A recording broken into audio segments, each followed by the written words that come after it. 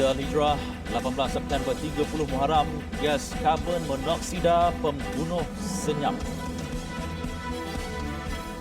Juga miliki imej dan video pornografi kanak-kanak, mekanik dihukum penjara 72 bulan.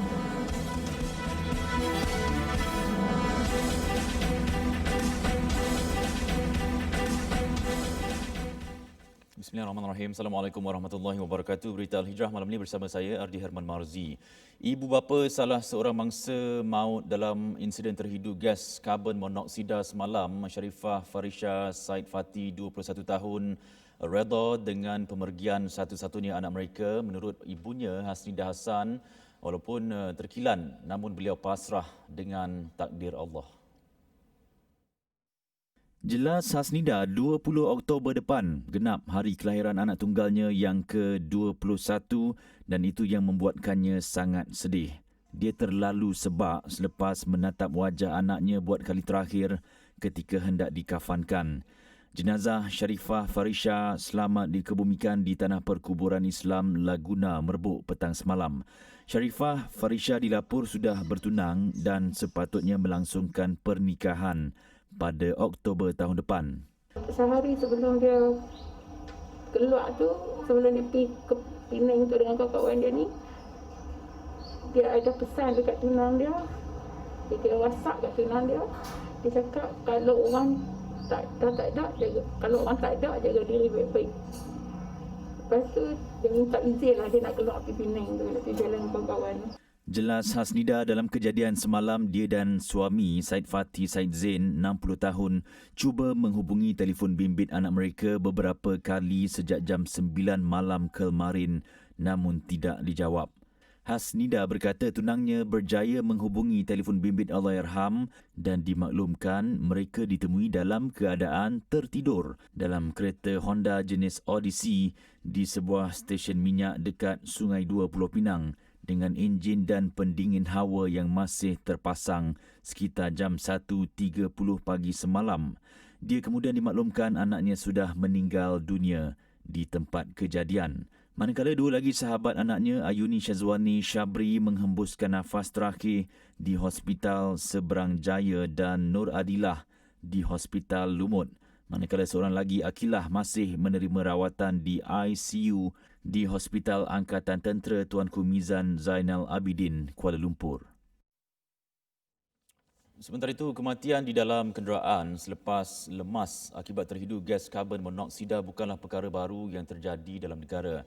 Telah banyak kes dicatatkan, namun mungkin masih ramai yang tidak ambil serius dengan bahayanya gas tersebut dan menganggap ia sebagai satu kemalangan apabila berlaku kes kematian. Jadi adakah gas itu benar-benar bahaya dan bagaimana ia boleh membawa maut? Wartawan Hanisa Hasanuddin ada perinciannya.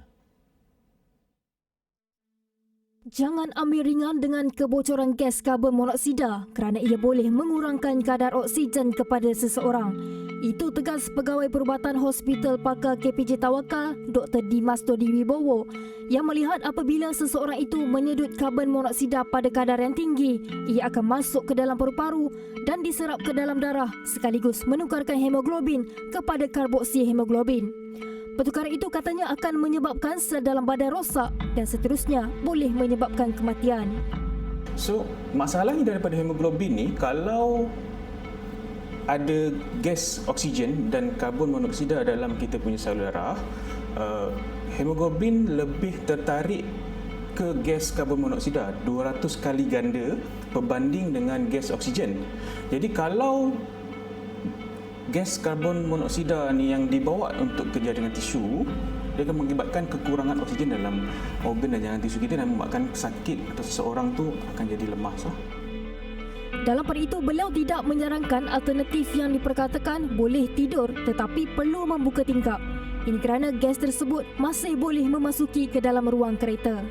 Sebenarnya statement tu dia tak berapa betul sebab kita dah buka tingkap tapi gas karbon monoksida tu masih boleh masuk ke dalam kabin kereta kalau kereta kita ada kebocoran exhaust sebagai contohlah. Tambahnya, oleh kerana sifat karbon monoksida yang tidak berwarna dan berbau akan membuatkan seseorang itu menyebabkan mereka tidak sedar bahawa telah mengalami keracunan gas tersebut. Jika pemandu berasa pening dan mual, seeloknya berhenti rehat dan mengambil udara luar buat seketika. Jika anda mahu rehat ataupun tidur di dalam kereta buat seketika, pastikan pendingin hawa dan juga enjin kenderaan dimatikan. Dan kepada anda di luar sana yang mahu berjalan jauh, pastikan anda memeriksa kenderaan anda terlebih dahulu supaya tidak berlaku kerosakan di mana-mana bahagian kenderaan. Hanisa Hasanuddin, Berita Al-Hijrah.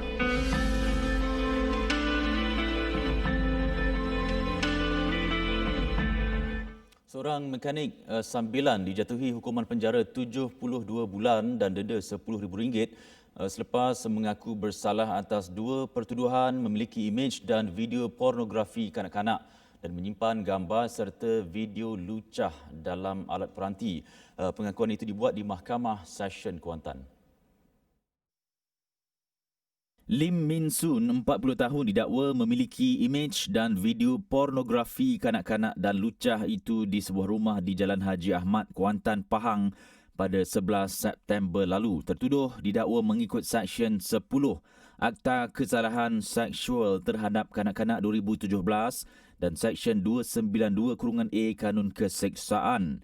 Lim yang masih bujang membuat pengakuan bersalah sebaik pertuduhan dibacakan di hadapan hakim. Pihak pendakwaan memohon mahkamah mengenakan hukuman yang berat terhadap tertuduh kerana ia merupakan kesalahan yang serius dan membabitkan kepentingan awam.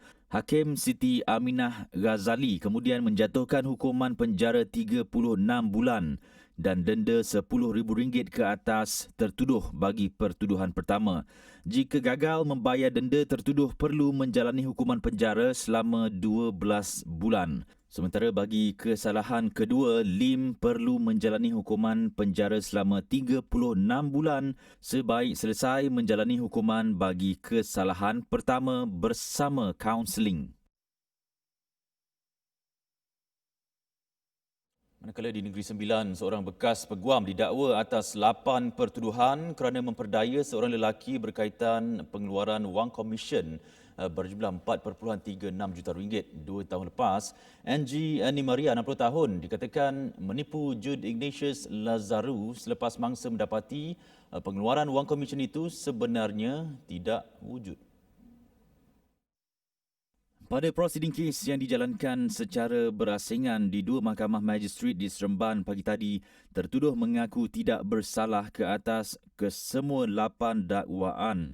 Mengikut pertuduhan pertama hingga ke-5, Annie Maria didakwa menipu Jude, 59 tahun, dengan memperdayanya untuk melakukan pengeluaran wang komisen berjumlah RM4.36 juta daripada Bank Negara Malaysia dan tertuduh berjanji akan memberi wang imbuhan kepada mangsa.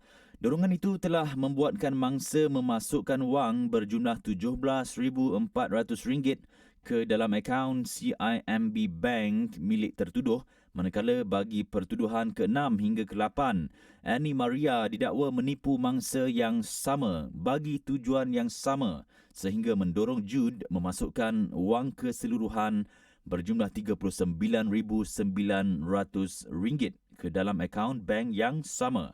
Kesemua perbuatan itu didakwa dilakukan antara 9 Februari 2018 sehingga 22 Februari 2019 di 2 lokasi iaitu di Petaling Jaya, Selangor dan di Seremban 3, Negeri Sembilan. Pertuduhan ke atas Annie Maria dibuat mengikut Seksyen 420 Kanun Keseksaan yang memperuntukkan hukuman penjara maksimum 10 tahun dengan sebat dan boleh juga dikenakan denda jika sabit kesalahan. Kedua-dua mahkamah kemudian menetapkan 1 Oktober ini sebagai tarikh serahan dokumen dan sebutan semula kes. Manakala di Ibu Negara, seorang timbalan pengarah Education Malaysia Global Services EMGS dituduh di Mahkamah Session Kuala Lumpur atas dakwaan menyebabkan seorang kaki tangan dipecat selepas memberi maklumat kepada Suruhanjaya Pencegahan Rasuah Malaysia SPRM. Wafi Abdul Aziz, 35 tahun, bagaimanapun mengaku tidak bersalah. Berdasarkan kertas pertuduhan, Wafi didakwa mengambil tindakan yang memudaratkan terhadap seorang pemberi maklumat dengan cara mengapi-apikan pengurusi syarikat itu supaya menandatangani dokumen pendapatan perkhidmatan sebagai tindakan balas mendedahkan kelakuan tidak wajar tertuduh. Wafi dituduh melakukan kesalahan itu di Hampshire Office 1 Jalan Mayangsari pada 9 Januari lalu. Pendakwaan dibuat mengikut Seksyen 10-3-B Akta Perlindungan Pemberi Maklumat 2010 Akta 711 yang memperuntukkan hukuman penjara maksimum 15 tahun atau denda atau kedua-duanya jika sabit kesalahan. Pertuduhan mengikut seksyen itu adalah yang pertama dalam sejarah negara sejak akta berkenaan berkuat kuasa pada 2010. Tertuduh dilarang mengganggu saksi pendakwaan sepanjang perbicaraan sehingga kes selesai. Hakim Azman Ahmad menetapkan 20 Oktober ini untuk sebutan semula kes. Di Perlis, dua lelaki yang diburu polis lepas terbabit dalam rompakan bersenjatakan parang di dua buah stesen minyak di Kanga dan Changlun, Kedah minggu lepas akhirnya diberkas. Ketua Polis Daerah Kanga, Superintendent Wari Q berkata penahanan suspek berusia 32 dan 37 tahun petang semalam dilakukan di dua lokasi berbeza. Hasil soal siasat awal ke atas dua lelaki itu, mereka mengaku terbabit dalam kejadian rompakan bersenjatakan parang di daerah ini dan Changlun. Kedua-dua suspek ditahan di dua rumah berasingan dalam kawasan Derang, Kedah, dan motosikal berkuasa tinggi yang digunakan sewaktu merompak turut ditemui di salah sebuah rumah. Malah hasil pemeriksaan ke atas rekod motosikal tersebut mendapati ia adalah kenderaan curi dan dilaporkan hilang di Sungai Besi, Kuala Lumpur awal bulan ini selain menggunakan nombor pendaftaran palsu sewaktu digunakan suspek. Suspek direman 7 hari bermula hari ini mengikut Seksyen 395-397 Kanun Keseksaan kerana melakukan rompakan bersenjata. Dalam kejadian 8 September lalu, dua lelaki merompak di sebuah stesen minyak di Kanga seawal jam 6.20 pagi. Kedua-dua suspek berpura-pura masuk ke stesen minyak dan membeli barangan runcit di dalam kedai sebelum salah seorang perompak bertindak mengacukan parang kepada pembantu kedai dan melarikan wang RM1,200.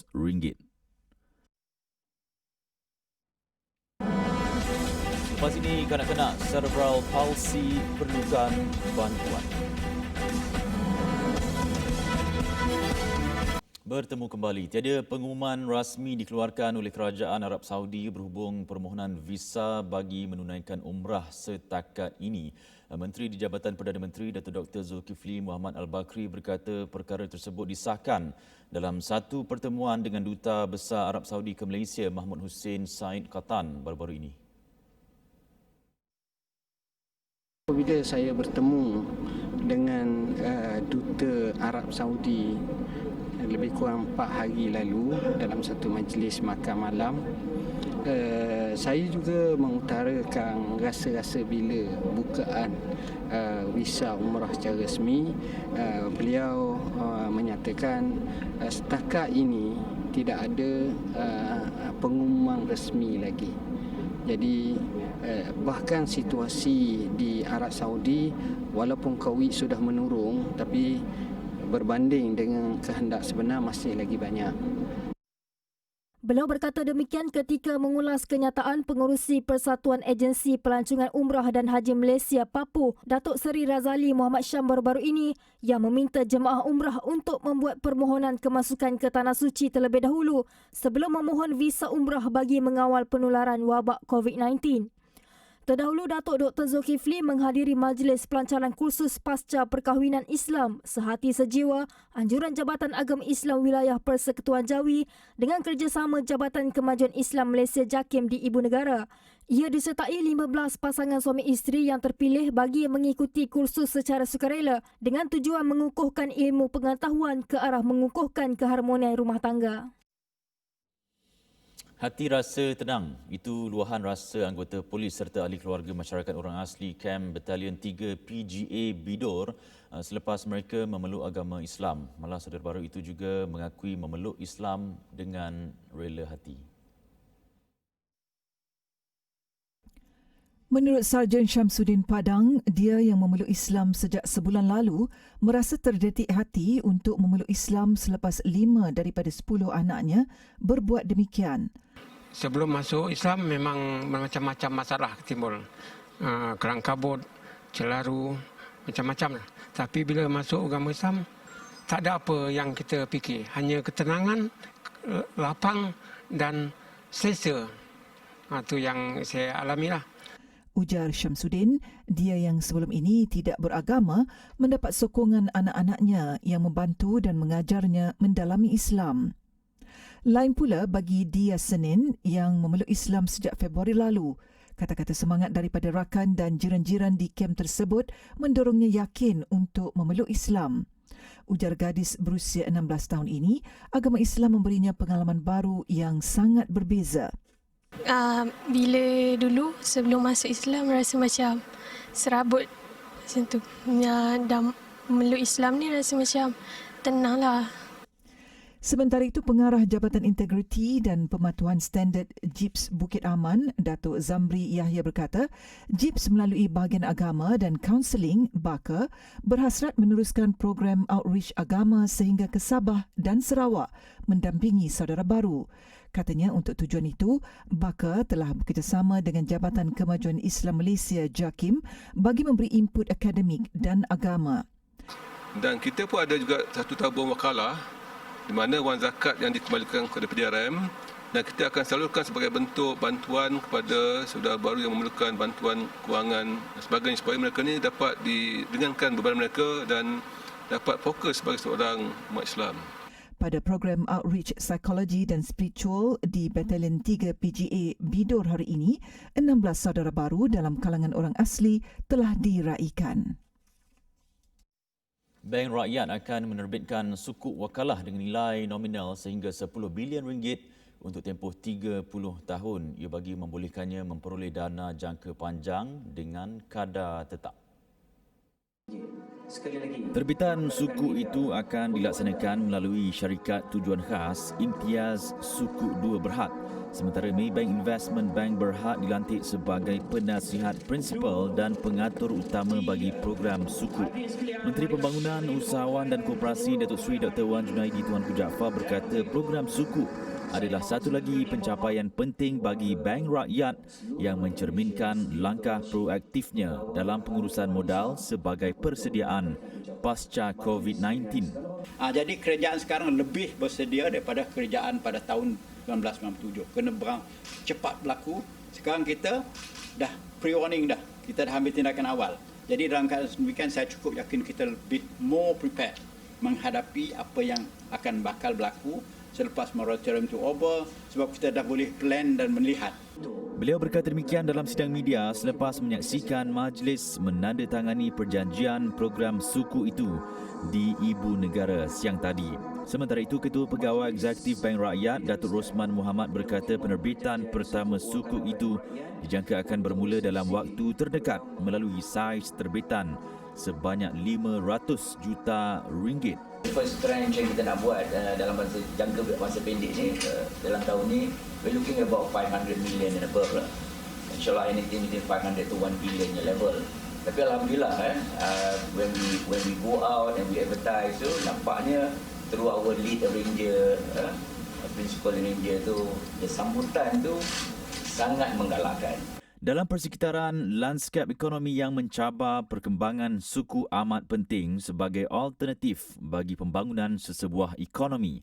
Selain itu, suku juga terbukti telah banyak menyumbang kepada peningkatan keberkesanan pengagihan dana dalam sistem kewangan negara serta antarabangsa. Yayasan Wakaf Malaysia berhasrat membangunkan lebih 33,000 ekar tanah wakaf terbiar di seluruh negara. Ketua Pegawai Eksekutifnya Profesor Madya Dr. Amir Shahrudin berkata bagi memenuhi usaha tersebut, pihaknya mengambil inisiatif bekerjasama bersama TV Al-Hijrah bagi memperbanyakkan aktiviti wakaf supaya masyarakat cakna akan kepentingan wakaf sekaligus dapat mengusahakan tanah terbiar demi kebaikan masyarakat. Jadi untuk kita bangunkan tanah-tanah ni kita perlukan dana, suntikan dana untuk kita majukan tanah-tanah ini. Dan juga untuk menyuntik dana ini kita perlukan cash wakaf, wakaf tunai.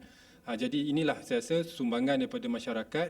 Jadi untuk kali ini kita berbincang dengan TV Al-Hijrah untuk kita mewar-warkan lagi, mempromosikan lagi, mempergiat dan memperhebatkan lagi aktiviti wakaf supaya potensi wakaf itu dapat kita optimumkan. Beliau berkata demikian selepas mengadakan kunjungan ke TV Al-Hijrah siang tadi. Jelasnya orang ramai tidak perlu bimbang jika wujud isu penyelewengan atau salah guna aset wakaf kerana selain pihaknya terdapat 2 lagi agensi yang akan mengawal selia inisiatif berkenaan, iaitu Jabatan Wakaf Zakat dan Haji atau Jauhar dan Majlis Agama Islam Negeri-Negeri. Persatuan Kebajikan Anak Permata Syurga Terengganu APS memerlukan sebuah rumah untuk dijadikan pusat terapi yang selesa buat kanak-kanak cerebral palsy. Menurut pengerusinya Azita Muhammad, sehingga kini aktiviti terapi hanya dijalankan di kediamannya di Kampung Banggol, Katong, Serada dalam keadaan sesak sejak 6 tahun lalu.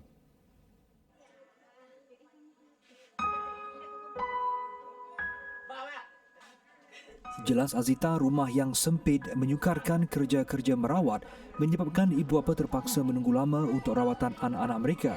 Setakat ini pihaknya hanya menjalankan sesi terapi secara percuma sebulan sekali kerana ketiadaan ruang yang luas dan hanya 20 pesakit sahaja dibenarkan pada satu masa. Jadi kalau boleh kita nak satu pendapatan untuk anak-anak syurga kita.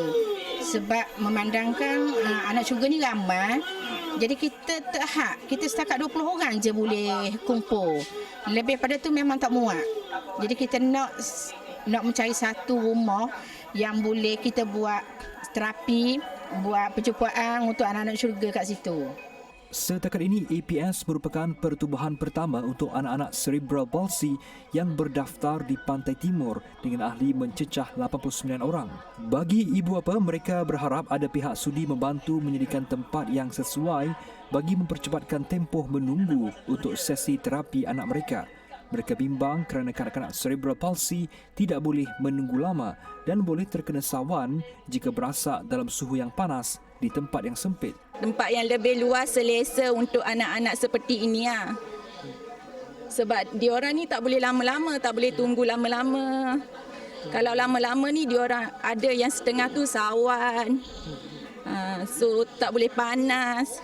Memang nak duduk dalam keadaan sejuk je. Tak boleh sesak-sesak.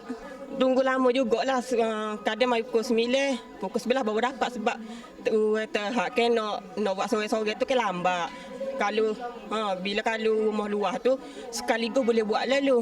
Bagi Ketua Juruterapi Muhammad Zujardi Jaafar, 15 ahli terapi sedia memberikan rawatan percuma kepada kanak-kanak cerebral palsy di rumah Azita. Terapi dan rawatan secara berkala adalah penting bagi membantu pesakit cerebral palsy mengembalikan fungsi badan sehingga mereka mampu bergerak semula. Tapi bila kita buat ni, memang ada perubahan. Ada anak, ada setengah tu yang tak boleh duduk kan. Bila kita buat selalu buat, dia boleh duduk. Ada setengah tu yang merangkak, boleh pegang kat pagar, boleh bangun. Bagi mereka yang ingin membantu, boleh menyalurkan sumbangan di akaun Maybank milik Persatuan Kebajikan Anak Permata Syurga Terengganu bernombor 5630414936 atau menghubungi talian 019-314-9066. Sudah 63 tahun negara mengecap kemerdekaan. Hargailah pengorbanan yang telah dilakukan oleh perwira negara. Menyumbanglah ke tabung pahlawan Angkatan Tentera Malaysia sekarang. Ketika itu, aku hidup dalam dunia yang penuh dengan darah. Tapi, hatiku masih di sini. Di tanah kelahiranku, yang takkan pernah lelah aku pertahankan.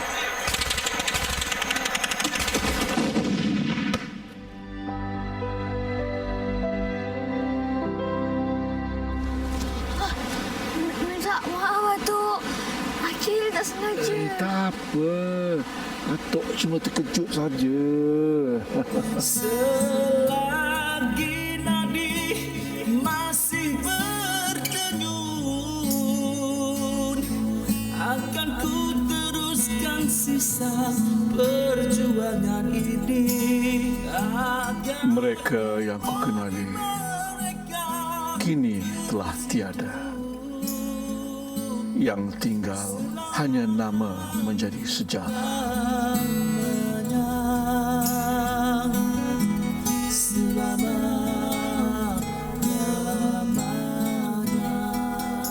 Mereka layak diberi penghormatan atas segala pengorbanan yang telah dilakukan. Bantulah mereka dengan menyumbang ke tabung pahlawan. Sumbangan boleh disalurkan ke akaun Maybank yang tertera di bawah.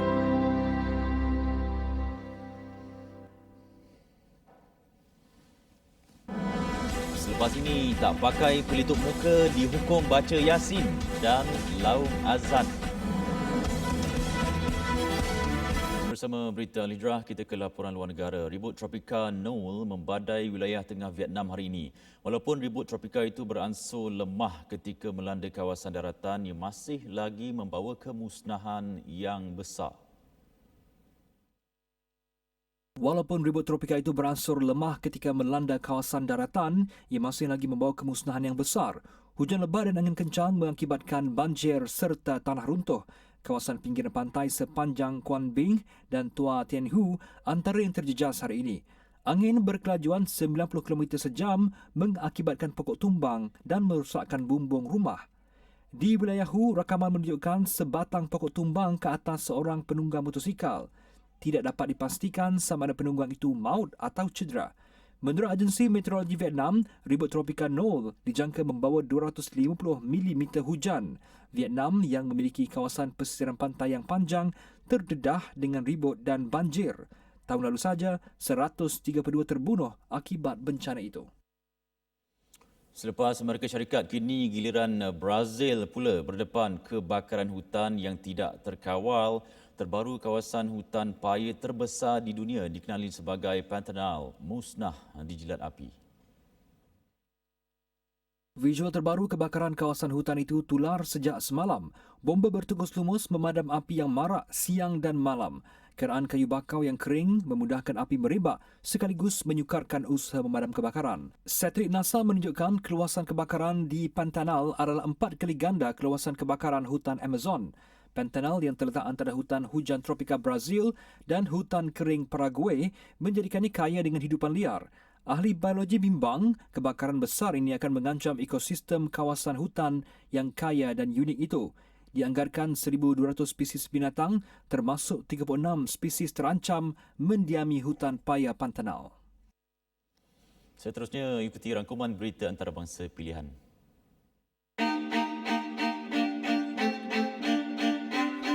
Pelbagai ragam dilihat semata-mata untuk mendidik masyarakat tentang bahayanya pandemik COVID-19.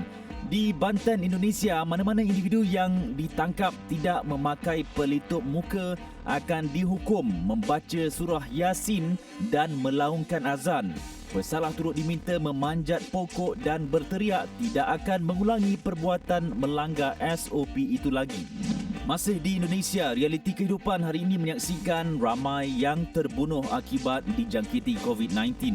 Visual rakaman drone di Jakarta ini menunjukkan satu persatu jenazah dibawa ke tanah perkuburan untuk dikebumikan selepas maut akibat virus corona itu.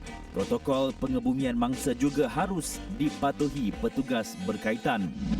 Akhir sekali di Pulau Kefalonia, angin kuat akibat taufan Hurricane menyebabkan bot-bot dan kapal layar kecil karam. Ombak kuat turut menghempas pesisir pelabuhan menyebabkan air melimpah hingga ke jalan raya. 7 wilayah di barat Greece kini dalam keadaan berjaga-jaga. Ekoran cuaca buruk berterusan. Sekian berita Al-Hijrah untuk malam ini. Saya Ardi Rahman. Kita jumpa lagi. Assalamualaikum warahmatullahi wabarakatuh. Selamat malam.